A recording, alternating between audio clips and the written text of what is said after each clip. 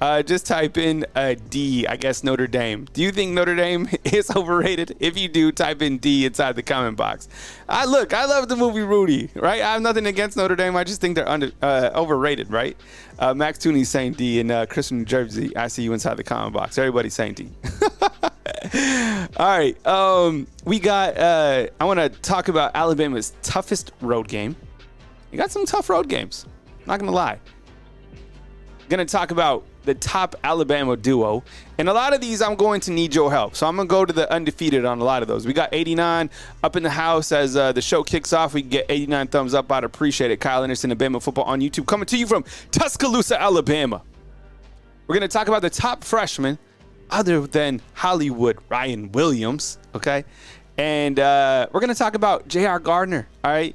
We need to talk about this young man who's a running back for the Alabama Crimson Tide. We talked about all the big guns, but we need to talk about J.R. Gardner.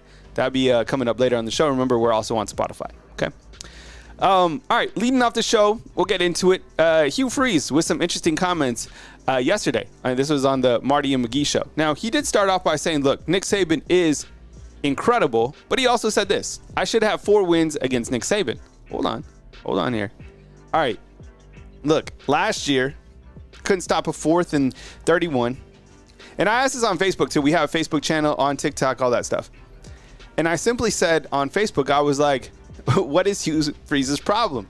Right? And Jimmy Lee Baker's like, shoulda, woulda, coulda. I should have, right? I should have, got the horseshoe around the ringer, right? Doesn't really count. Could have put away, Alabama last year, I guess. But also, you couldn't even put away my alma mater, New Mexico State. By the way, Diego Pavia is still living his best life after body slamming that dude from Auburn. That was one of the best highlights. I knew New Mexico State was going to win that game. From that, I don't get to talk about my Aggies often, right? But beating Auburn in the crazy, that was a wild turn of events for New Mexico State to be able to beat Auburn. And you know what they said after the game? Even Auburn players were like, we didn't even really practice for New Mexico State. Okay, so look, some of those teams for Ole Miss, they've had some wild games in Oxford. Even Nick Saban said that. You look to the games that Ole Miss was able to beat Alabama, right? 2015, 2014, 34 to, or Alabama 37, 34, whatever it was. In 2014, Ole Miss beats Alabama. Look, I think Hugh Freeze certainly played Nick Saban close. But in terms of having 4 wins against Coach Saban, and I think it was, in 2016 where Ole Miss was up by, what were they up by? Almost 3 scores? Something like that, and they're not able to close the game. So, really, you couldn't close the door on Coach Saban. And, you couldn't stop that 4th and 31. The 4th and 31, okay, I know a lot of people don't like to talk about Isaiah Bond. The team last year included him, and the play included him. That was one of the most gutsy plays that I've seen in college football, right? We've seen a lot of, the 2nd and 26, the 4th and 31.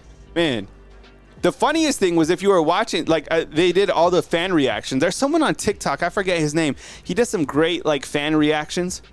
And my favorite one last year from the 4th and 31 was when people were watching on YouTube TV and Jaylen throws the pass, right? And it freezes, and then they're just stuck, and then they see the team celebrating. All right, all right. So Hugh Freeze, look, and when you look to all the hype that Auburn has been getting early on in this season, a lot of people talking about their recruiting efforts. Which look, they're getting in-state guys. They're not even ranked in the top 25. Look, I have the top 25 graphic. We're going to talk about it. I don't see Auburn even in the top 25. You have to win games. It's not about winning games in the past. It's not about, certainly the recruiting, right? It matters, but you have to sign these guys, number one. Number two, the most important thing is you have to win games, okay? So you can say what you want, but, woulda, coulda, shoulda, and plus, you got to win games. You're not even ranked in the top 25. All right, point number 2, A.K. Deer, all right? He... very talented running back, and we're always watching him, so much so that's kind of nauseating that we're just keep talking about somebody who's gonna take his time in the recruitment process. Just let him do his thing. Now, he tweeted out 2 different graphics yesterday. I'll go full screen on this so you can see a little bit of a better viewpoint. He tweeted out one of, I guess that's him in an Ole Miss uniform, right? Nice graphic by Ole Miss. And then the other was him with Robert Gillespie, right? And I think, look, when looking at AK Deer, like, just be patient with this guy. I mean, he's what, is he 16? Is he 17? Which is crazy because Ryan Williams is already doing work as a 17-year-old here, right? But the timeline reads like this. He was committed to Ole Miss. I mean, he's from Mississippi, right? Lane Kiffin, that's exciting. He's an exciting coach to play for. Patriot Life in with 5 fan funderships. What does that mean if you're listening to it on the podcast? Well, people who want to, help people become a member of Bama Football on YouTube, $2.99 to get people in the door to support the overall product. So Patriot Life is a great fan funder supporter right here on Bama Football on YouTube. He was committed to Ole Miss. He decommitted. He came over for the recruiting barbecue, and I'll always remember what he posted on Instagram. It was with his mom. He's like, whatever mama likes. And they were at the barbecue. And look, people might have been expecting him to pull the trigger. He hasn't committed. He certainly seems like he's still an Alabama lean. Like, if you read the great reporters out there on the national level, like a Steve Fung or a Tom Lloyd from 24/7 Sports, like, these guys are talking that he's still an Alabama lean. And there's rumors that Turbo Rogers could be on flip watch to maybe Auburn, to maybe Ohio State. I don't know. I mean, let me ask you. I'll defer to you inside the comment box. Do you think that AK Deer will land up a member of the Alabama Crimson Tide? If you do, type A right now inside the comment box. Brody, what's up, man? I see you inside the comment box. Thank you so much for being here. Marcus Lachelle, what's up, man? Brian, I appreciate you, and thank you so much. I wouldn't speak on Auburn. They're likely to surprise us. You know what? Auburn's always going to be challenging. I think that under Hugh Freeze, he's a tough coach to play against. I'm definitely not going to deny that. How they were able to run the football last year against Alabama was really impressive, to be honest. I mean, what did they post? 244 yards, a lot of misdirections, a lot of counters. I mean, yeah, he's a tough coach to coach against. You consider the magnitude of the Iron Bowl. You compound that Alabama will just be getting back from Norman, Oklahoma. Javion, what's up, man? I appreciate you. So, yeah, I certainly think he's a tough coach to prep for. But you got to win. You got to win on the field, and coulda, woulda, shoulda. Doesn't matter. And plus, I don't think him and Kalen DeBoer have ever met, so I can't wait for that matchup. All right, so we got some good A's inside the comment box in terms of asking if AK Deer will end up here at Alabama. Redfish Talker, what's up, man? I also think this offense is going to be a nightmare for Freeze to stop, especially in T-Town. Can you imagine where the offense will be at that point in time, right? Oof. Kevin Lynch says 24/7 Sports has AK Deer 67% lean to Bama. I'll take that. I would probably feel it's even a little bit higher. Chris in New Jersey saying that you need Naheem Oford. Yeah, I haven't really heard too much on Naheem Oford. It seems like he's, really locked in with Ohio State. But hey, it doesn't take long for you to like. I'm gonna say this a lot. Ohio State loses a game early. People start talking. It could happen to any program, especially this year. It's gonna be hard to remain a cool program for anybody if you lose an early season game. Please hit the thumbs up. I appreciate you guys being here. 122 on right now in beautiful Tuscaloosa, Alabama, watching Bama football on YouTube. Alabama does have practice today. We will bring you post-practice interviews and highlights right here on Bama football on YouTube. As we continue to look at the topics on the show, we talked about Hugh Freeze comments early on. We're talking about AK Deer. I think he ends up to Alabama. I think something might go on with Turbo. It just kind of feels like it. And I think you end up with AK Deer, and you're going to have to take another running back, or you take a transfer running back. I don't know. But, I mean, you got to figure out what's going to happen at the running back position. You need 2 running backs, in my opinion. We'll see what happens. We're also talking about the AP Top 25, which was released recently. That was yesterday, right? Monday, August 12th. Here's a look at it. You got Georgia, Ohio State, Oregon, Texas, Alabama rounding out the top 5. You got Ole Miss, Notre Dame, Penn State, Michigan, and Florida State rounding out the top 10. Let me ask you, Undefeated, which teams do you feel are overrated within just that top 15? Top 15 which teams seem to be kind of preseason overrated? I already said in the beginning of the show that I feel Notre Dame is going to be. Every year we put them up in this top 10. What did they climb to last year? Right? Were they a top 5 team? It was crazy. It's wild because they seem to be a media darling every single year. Redfish Talker is saying Notre Dame. Max Tooney is saying Penn State overrated. Also saying Michigan is overrated. KTK is saying Florida State is overrated. That's an interesting one, Florida State, right? I don't know. Would I keep them in the top 10? I guess so. I'd probably keep Michigan in the top 10 as well. I would agree. Penn State, it seems like they're overrated, but I said this last time on another show, and someone said that they feel that Penn State might win the conference. I don't know about that. Texas, Southern Red saying Texas overrated. Texas has some. I think Texas and Michigan play early in the beginning of the season, which would be fun. And I think that game's up at the Big House. Ole Miss, I would imagine they're really good. Plus, I like the beginning of their schedule. I think it bodes well for them to win a lot of games. You know, if I'm taking like my Alabama fan hat off and I'm talking about which teams I feel have, like Coach Saban said, and I know this is reverse rat poison, but he said that Texas and Georgia are his picks to get to the SEC title game. You know, that's to get back to the clubhouse. These guys know that, he feels Alabama's going to get there, but I think Ole Miss, considering their schedule, I think that they might be one. Texas has a really favorable schedule in my opinion as well. Other teams, Missouri and Alabama plays a lot of these teams. They play Georgia, right? They play Missouri. They play LSU. They play Tennessee. They play Oklahoma, right? Still no Auburn in that top 25.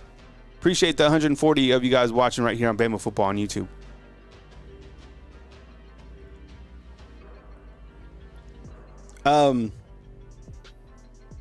Kansas State, right? Kansas State at 18 and Texas A&M at 20. I don't know how good Texas A&M will be. That's another team I'll have to kind of dive into. All right. I want some fan interaction here, okay? I appreciate you guys watching the show. Thanks for being here. Kyle Henderson at Bama Football on YouTube. Okay. Let me ask you, what do you feel will be Alabama's toughest road game? If you feel it's going to be Wisconsin, type A. If you feel it's going to be Tennessee, type B. If you feel it's going to be LSU, type C. And if you feel it's going to be Oklahoma, type D. All right. Early interaction from everybody looks like B, going to Tennessee. Eugene Tate says D. Brent Jarman says T. I think you meant, I'm looking at the keyboard. What do you mean, Brent, with T? Tennessee? Oh, I got you. Probably meant Tennessee. Marcus is saying all of them. Jimmy Lee Baker is saying C. Javion is saying C. Good interaction here. Okay, while you guys continue to answer that, let's talk about each of these games, okay? So your first road game is going to Wisconsin. Camp Randall would be the biggest thing that happened in Wisconsin, in quite some time, hosting the Alabama Crimson Tide. Lynn Shannefeld is saying B. While I think that will be a challenging environment to play in, it's an early game. The weather will be good. I think Alabama will be rolling at that point in time with momentum after early season victories over Western Kentucky and South Florida.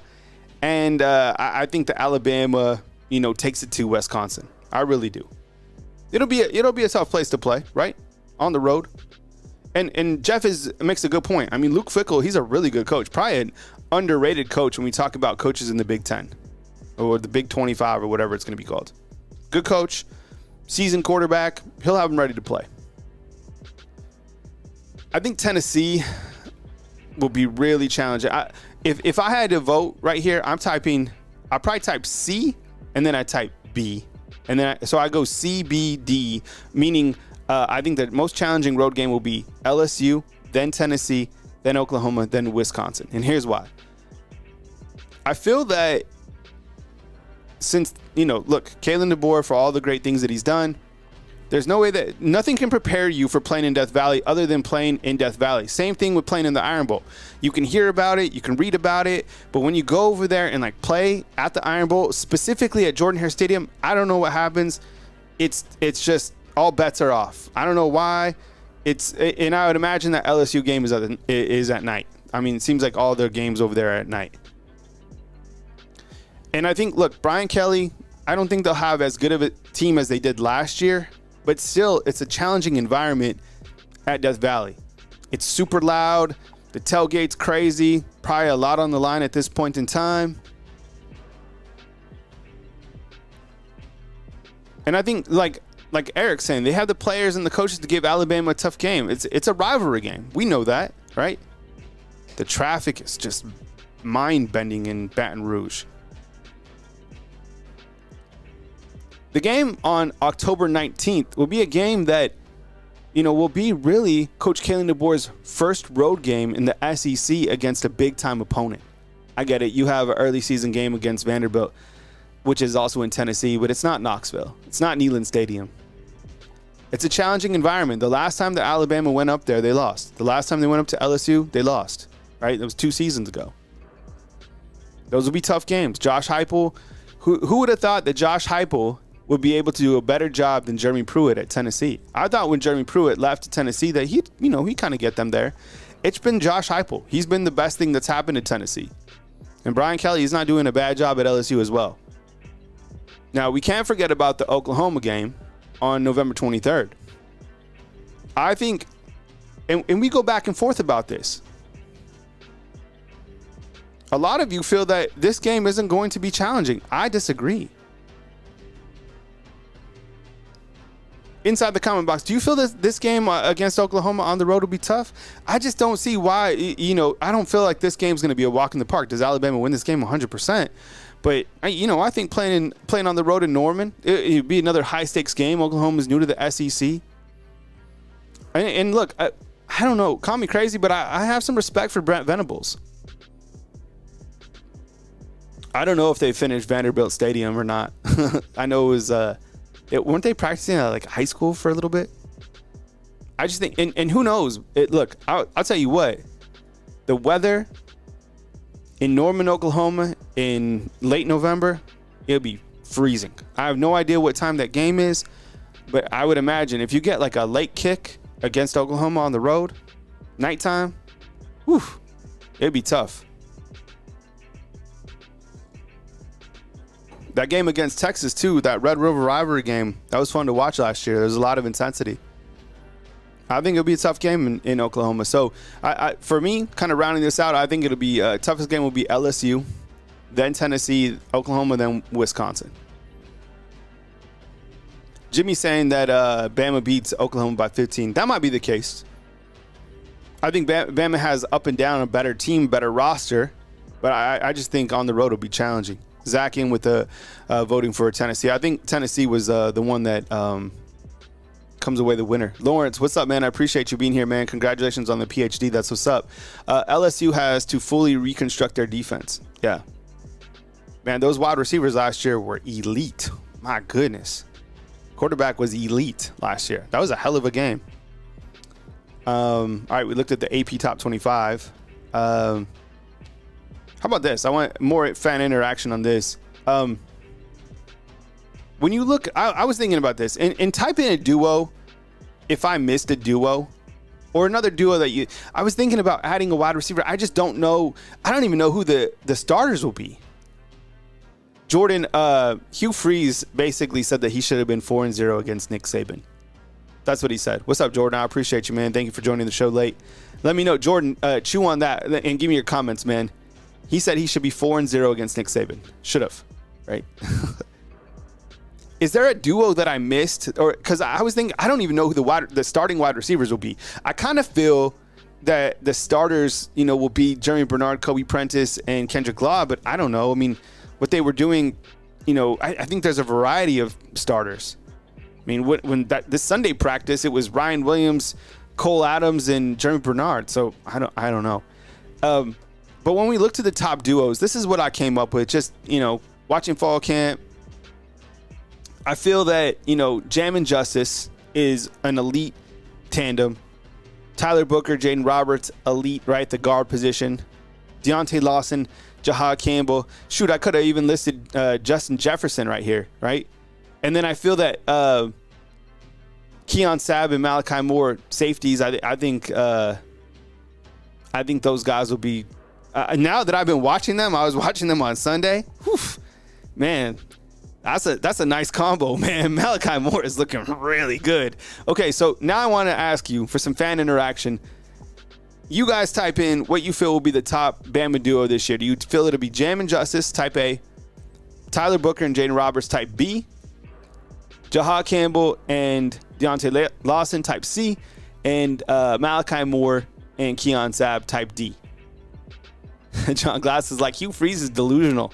Seriously, Freeze is nothing and he'll never win a national championship. Fact.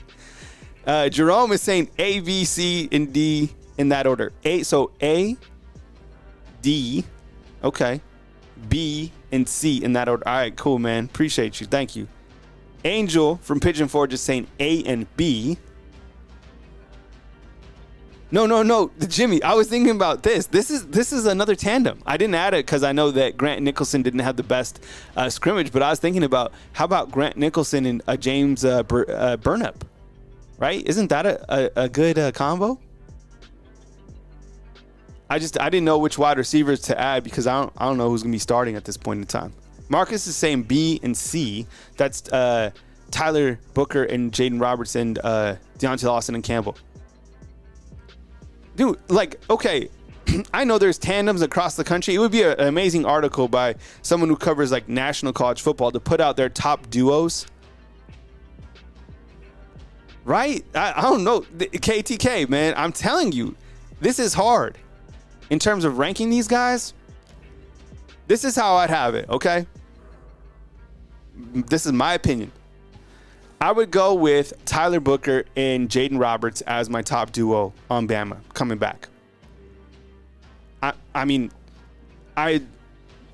going into this season, we know what each of those guys are capable of. Tyler Booker, probably the best guard in the country. Jaden Roberts, people just don't know about him at all, right? I think maybe they do, but he might have been Alabama's top offensive lineman right behind Booker last year at the end of the season. Ooh, I like that, Christopher. The most important duo? That's a good way to look at it too. And then I go with, after that, I think the inside backer duo. I think, and look, this is no disrespect to Justin Jefferson because he's right there as well. Eddie, what's going on, man? Thanks for checking in.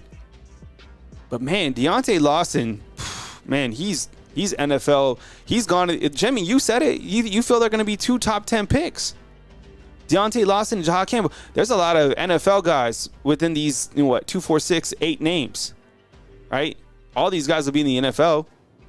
Which guy won't? Maybe, running back's tough to make it in the league, but shoot. Justice Haynes and Jam Miller. We just haven't seen too much of Justice just yet in game action, right? That's why I'm not putting them in my top duos list right now. And then I would say Jam and Justice, and then I would say Moore and Sabb. Just because I haven't seen, Sabb play, but I know what Jam is capable of Justice. So I'm going to go Tyler Booker as a top duo along with Jaden Roberts at the guard position. My second is Deontay Lawson and Jahad Campbell. Then I'm going to go Jam Miller and Justice Haynes. And then I'm going to go Malachi Moore and Keon Sabb. That's how I feel the best tandems are on Bama's team, which is crazy.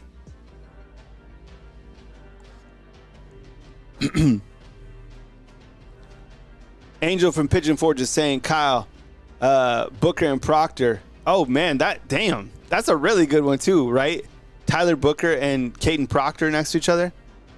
I mean, shoot. Because I guess you could even go into trios on this. I mean, you could just add, Richard Young.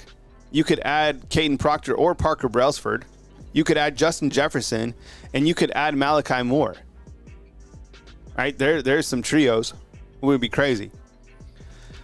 Okay, we have talked about Ryan Williams, and rightfully so, all fall camp. You know what's amazing about Ryan Williams, okay? Like, this is the most hyped up wide receiver, probably freshman. I think since I've been covering Alabama football for 8 years, he is the most heavily hyped up freshman we ever had. I think, in my opinion, covering in 8 years. Let me talk about these freshmen first.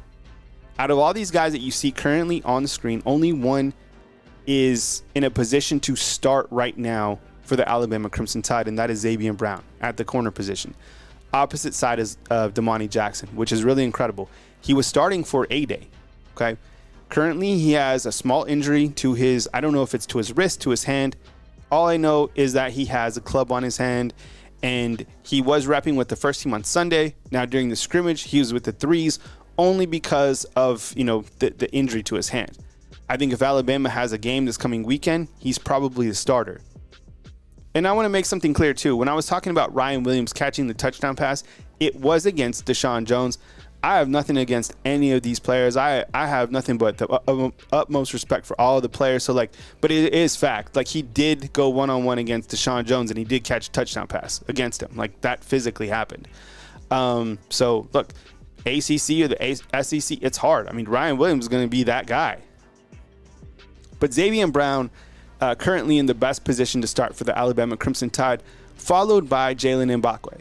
Now, Jaylen Mbakwe, an in-state guy, won a state championship, absolute baller, probably the guy that really played the biggest impact in landing Ryan Williams other than, Roll Tide Willie, right? Jaylen Mbakwe honestly gave him the full court press. I mean, remember Ryan Williams' recruiting situation when he was coming back here for the basketball games? I think he went to Auburn one time or whatever, but it was Jaylen Mbakwe who not only played against him in the state championship game, but also helped recruit him 100%.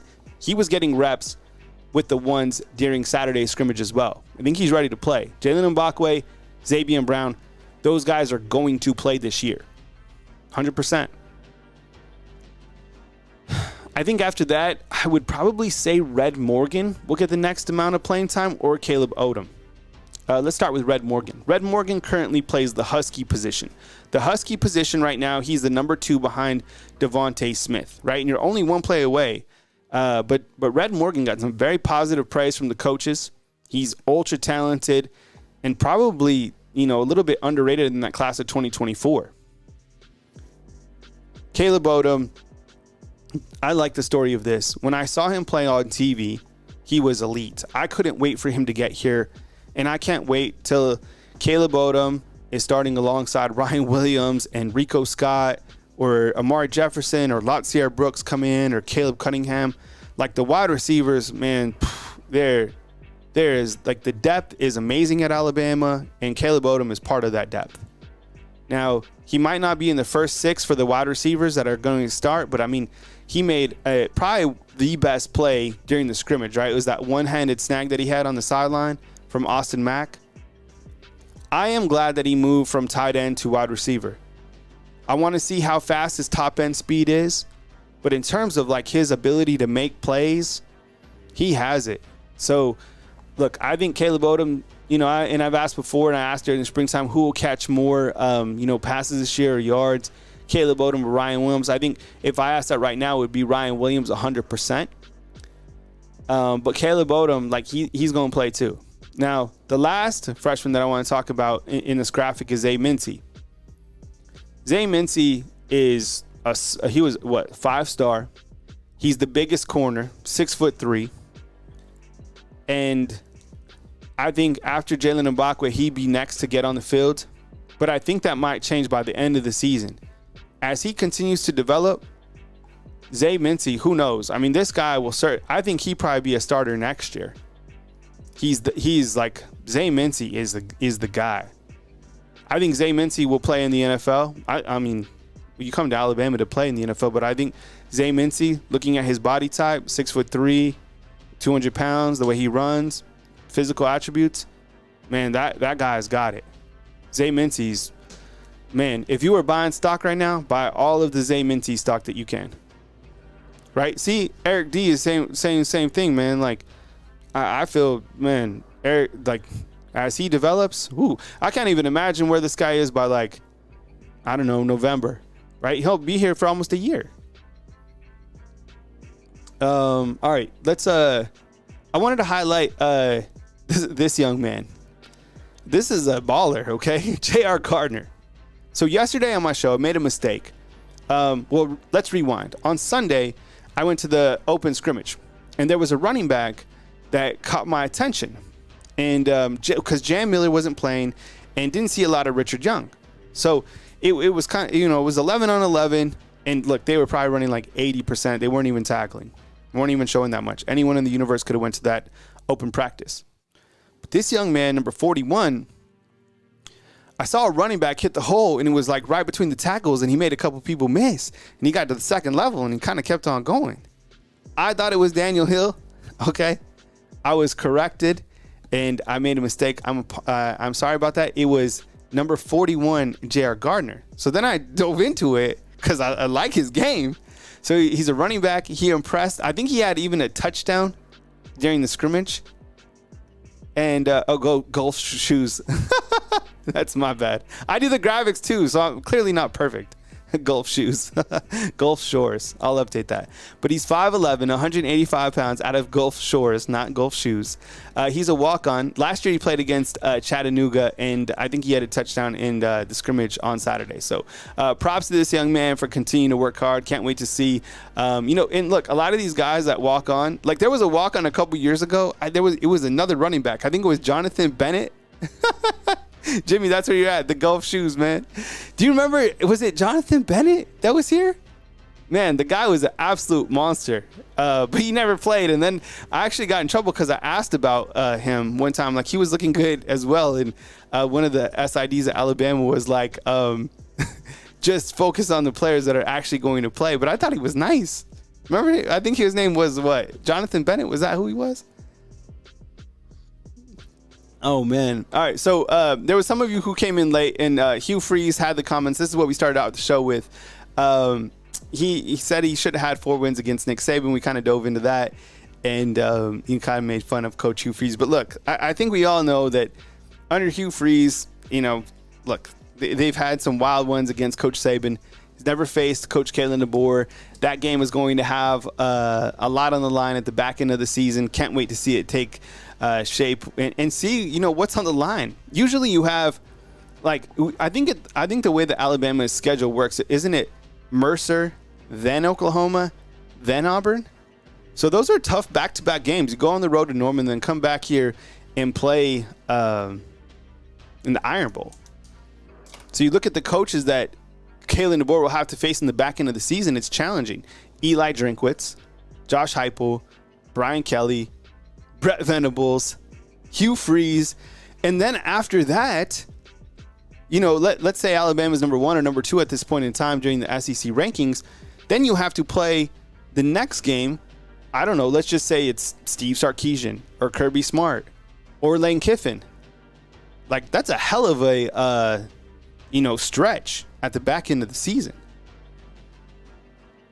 And I can't wait to see how many teams from the SEC are able to, if you thought last year the playoff was too stressful, like getting those 4 teams in, I didn't like that.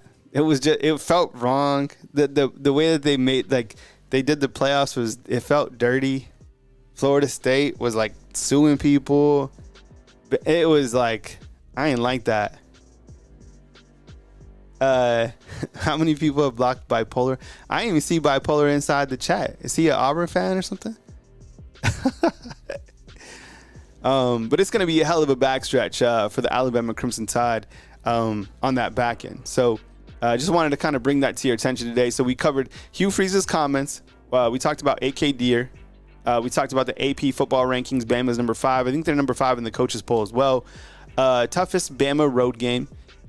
We went over the top Alabama duo.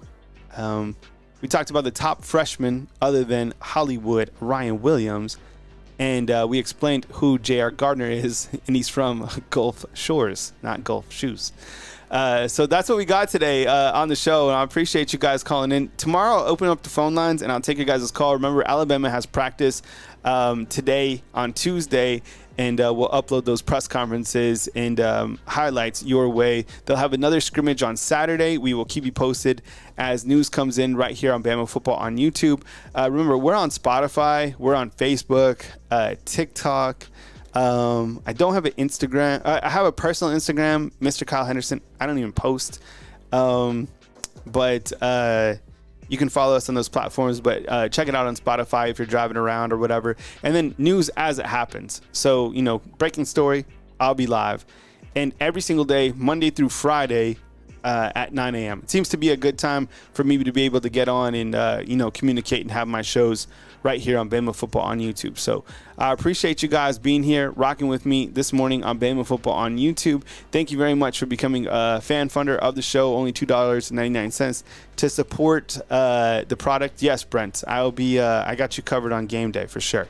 I will be all over the place. So I appreciate you. Jordan, I go live 9 a.m. Central Time, Monday through Friday. 9 a.m. Monday through Friday. Central Time. All right. Or as news happens. Like if there's a breaking story or something happens, I got you. Cool. Let's see. Damien says, why are so many people doubting Coach Jaylen DeBoer? Like Paul Feinbaum. Says like Texas, Georgia, Ole Miss over us. I understand Georgia, but come on, man. KD beat Texas twice with less. And he beat Dan Lanning too, right? And he beat Lincoln Riley. I think, look, well, number one, Paul Feinbaum, just like anybody, they work off ratings, right? They want to be able to have, kind of a platform to talk about. I kind of appreciated how Lane Kiffin, kind of went after Paul Feinbaum a little bit and talking about, like why is he always kind of, going after him. But Lane Kiffin, he's won games. He only lost 2 games last year, Alabama and Georgia. Coach Jaylen DeBoer, people are going to, this is why. I'll tell you why that people don't probably have as much respect as they should for Coach Jaylen DeBoer. It's because he's coming to the SEC from the Pac-12. That's it. And people in SEC country do not respect the Pac-12. Right? Point number one, there's only 2 teams in the Pac-12. You get what I'm saying, right? Historically, we've seen it happen many times. Like, if a team from, prior to Coach Jaylen DeBoer, like if a team, remember that team from Washington? I thought they were really good when Bo Scarborough ran all over against them. People just don't respect the Pac-12. So it's not so much Coach Jaylen DeBoer because he's won where he's gone, but it's the Pac-2, right? People here, I could ask the neighbors in my neighborhood, what do you guys think about the Pac-12? They don't respect it. So that's why. But other than that, if you he'll prove it. It's just going to take him a little bit of time, which is fine. You have to have some reverse rat poison. And as nice as he is, I think he's got that fire burning down. And we'll see it at some point in time. Exactly. Right. Yeah. And Lynn, you're exactly right. The more drama, the more dramatic the show, the bigger the ratings. That's just how it works. But I appreciate you guys being here. Thank you so much for spending time with me today. Kyle Henderson, Bama Football on YouTube. Definitely hit the thumbs up. And, I rerun the show at as a replay at 12. So don't be alarmed if you see the show go off again. It's just, there's 106,000 subscribers, so not everybody can see the show at this time or whatever. So the show will do a replay at 12 p.m. And sometimes I'm in the chat box. You can come with me. But news as it happens right here on Bama Football on YouTube. From beautiful Tuscaloosa, Alabama, my name is Kyle Anderson at Bama Football on YouTube. Thank you very much for joining me today. I will catch you as news happens or tomorrow, which is Wednesday, August 14th, right here at Bama Football on YouTube at 9 a.m. Central Time. Have a beautiful day, fam. I appreciate you guys. Thank you for being here with me right here.